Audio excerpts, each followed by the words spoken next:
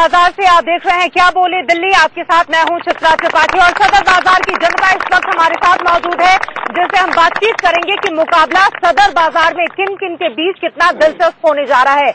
लेकिन उसके पहले आपको बता दें, इस वक्त एक बड़ी खबर आ रही है और ये खबर सीधे जुड़ी हुई है आरएसएस प्रमुख मोहन भागवत से। किरण बेदी को जिस तरह से परसों जिम्मेदारी दी गई, जिस तरह से शामिल किया गया, उसको लेकर आरएसएस प्रमुख मोहन भागवत नाराज हैं और ये खबर सामने आई है टाइम्स ऑफ इंडिया अखबार के हवाले से। ज्यादा जानकारी के साथ हमारे सहयोगी इस वक्त जुड़ चुके हैं संजय शर्मा सीधे दिल्ली बीजेपी दफ्तर से। संजय, वजह क्या है, मोहन भागवत नाराज क्यों हैं किरण बेदी के नेतृत्व से? भागवत की जो नाराजगी वो कोई नई नहीं है। उनकी नाराजगी वही है जो दिल्ली भाजपा के सारे नेता के मन में इस समय जो चल रहा है कि किरण बेदी को भाजपा में शामिल कराते हैं, वहां तक तो ठीक है, उनके जैसे स्ट्रेचर के नेता बीजेपी में आते हैं, लेकिन अगर आप उनको मुख्यमंत्री के रूप में प्रोजेक्ट करते हैं, उनको मुख्यमंत्री बनाने की बात करते हैं, तो क्या दिल्ली बीजेपी के पास वाकई कोई ऐसा नेता नहीं है जो दिल्ली की गद्दी को संभाल सके? आपको बाहर से नेता बुलाना पड़ता है। तो किरण बेदी के बारे में हालांकि अभी बीजेपी ने अधिकृत रूप से कोई फैसला नहीं किया है, लेकिन मीडिया में जितनी भी रिपोर्ट्स आ रही हैं, और किरण बेदी ने भी कल शाम को दिल्ली बीजेपी ऑफिस में जिस तरीके से अपना भाषण दिया, उन्होंने कार्यकर्ताओं को हिदायत दी कि अपना व्यवहार शालीन रखें, महिलाओं का सम्मान करें और किसी भी तरह का विवादास्पद बयान न दें। उन्होंने 6 पॉइंट्स भी दिए कि चाहे पुलिस हो, चाहे पेरेंट्स हो, चाहे टीचर हो, उन्होंने सबको बताया कि किसको क्या क्या काम करना है। तो वो जिस तरीके से उनकी बॉडी लैंग्वेज है, वो उसी तरीके से बिहेव कर रही है जिस तरीके से कोई फ्यूचर सीएम बिहेव करता है। चाहे पुलिस हो, चाहे पेरेंट्स हो, चाहे टीचर हो, उन्होंने सबको बताया कि किसको क्या क्या काम करना है। तो वो जिस तरीके से उनकी बॉडी लैंग्वेज है, वो उसी तरीके से बिहेव कर रही है जिस तरीके से कोई फ्यूचर सीएम बिहेव करता है। तो आरएसएस की नाराजगी वही है। मोहन भागवत ने साफ साफ कह दिया है कि इस तरीके से नहीं चलेगा। आप किरण बेदी को बीजेपी में लेके आते हैं, ये बहुत अच्छी बात है, उनके जैसी स्ट्रेचर की महिला बीजेपी में आती है, लेकिन मुख्यमंत्री बनाने की बात आप कैसे कह सकते हैं?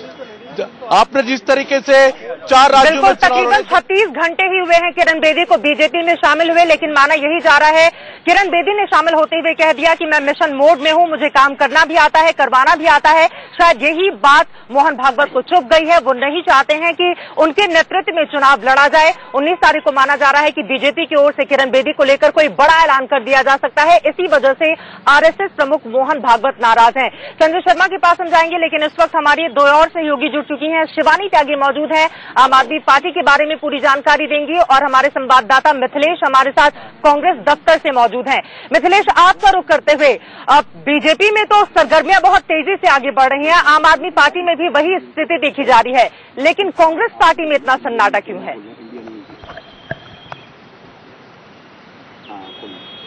जाहिर तौर पर चित्रा, पिछली बार जिस तरीके से हार मिली है, कांग्रेस पार्टी अभी भी उसे उबर नहीं पाई है, लेकिन इस बार शांतिपूर्वक काम करते हुए कांग्रेस अपनी तरफ से तैयारियों में जुटी हुई है।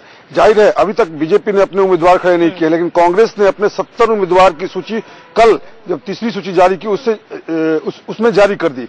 कांग्रेस पार्टी को लगता है कि इस बार बड़े चेहरों के साथ अगर मैदान में उतरेगी तो पिछली बार से ज्यादा फायदा होगा। हालांकि अलग बात है, किरण बेदी के आने के बाद से मुकाबला दिलचस्प हो गया है, और अजय माकन जो कि कैंपेन कमेटी के चेयरमैन है, वो अन्ना के लिए कहते हैं कि अन्ना के वो समर्पित और सच्चे सिपाही हैं।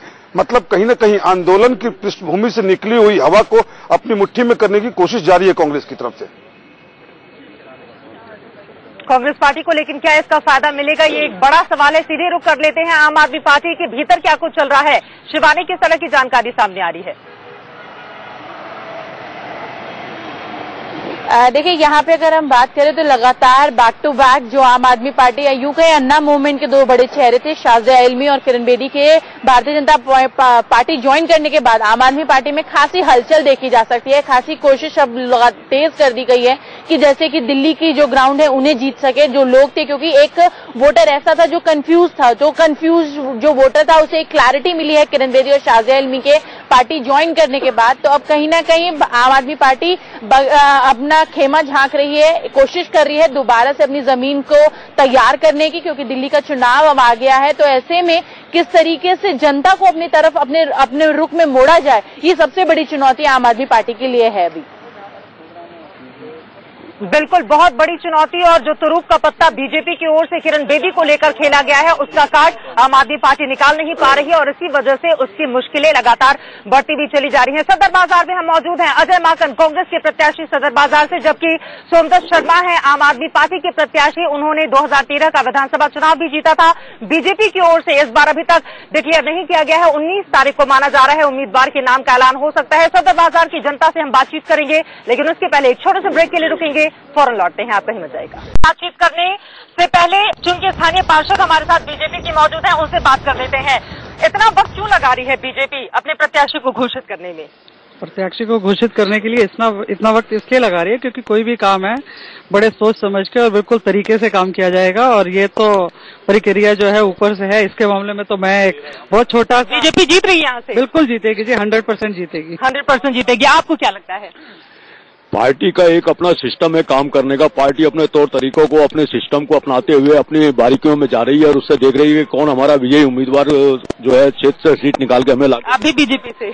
मैं बीजेपी नहीं हूँ, मैं तो एक आम नागरिक हूँ। बाकी इस पार्टी का जो मैं समझता आया हूँ, देखता आया हूँ या जो देखने को मिलता रहा है, उसमें पार्टी का चिंतन बहुत बड़ी चीज होती है। सदर बाजार में किसकी लहर चल रही है? सदर बाजार में भारतीय जनता पार्टी की लहर है जी, और भारतीय जनता पार्टी का ही कैंडिडेट यहाँ से जीतेगा। पार्टी जिसको भी भेजेगी उसकी वजह सिर्फ एक है, पिछले 15 साल से कांग्रेस का यहाँ पे विधायक रहा और 1 साल से आम आदमी पार्टी, और इस क्षेत्र में सबसे ज्यादा जो समस्या पीने के पानी की है। पीने के पानी की समस्या है। सोमदत्त शर्मा यहाँ से आम आदमी पार्टी के प्रत्याशी हैं, वो क्यों नहीं? मैम ऐसा है कि सोमदत्त शर्मा जी ने पिछले जैसे जब से यहाँ से इलेक्शन जीत के गए, पिछले 6 महीने तो उन्होंने कोई शक्ल नहीं दिखाई है, वो क्षेत्र में दिखे ही नहीं है। अब कांग्रेस पार्टी अजय माकन यहाँ पर मैदान में है, लेकिन उनके नाम की तो चर्चा ही नहीं चल रही है। चर्चा बहुत है जी। अभी जो कैंडिडेट डिक्लेयर हुए 2 दिन पहले, चर्चा बहुत है। हमारे 15 साल तक शादीराम जी ने जीत रहे हैं अजय माकन। हाँ जी, बिल्कुल जीतेंगे, अच्छी वोटों से जीतेंगे। अच्छी बात है। आपको बता दें कि पीने के पानी के अलावा तमाम यहाँ पर समस्या है, क्योंकि मुद्दे बहुत ज्यादा है, वक्त की कमी है। बीजेपी से इस बार हमारी एक रिक्वेस्ट है कि हमें शास्त्री नगर का पार्षद MLA दिया जाए। चलिए, सबकी अपनी अपनी बातें हैं, अपने अपने दावे हैं, मुद्दे बहुत ज्यादा हैं। अजय माकन के अलावा आम आदमी पार्टी की ओर से सोमदत्त शर्मा मैदान में है। बीजेपी किसे उतारती है सदर बाजार से, यही देखना दिलचस्प रहेगा। आज के लिए सदर बाजार से हमारी खास पेशकश में फिलहाल इतना ही, लेकिन आपको बता दें कि 1 बजे राजधानी दिल्ली के एक अलग इलाके में लेकर चलेंगे और आपको दिखाएंगे वहां से हमारी खास पेशकश। आप में जाएगा।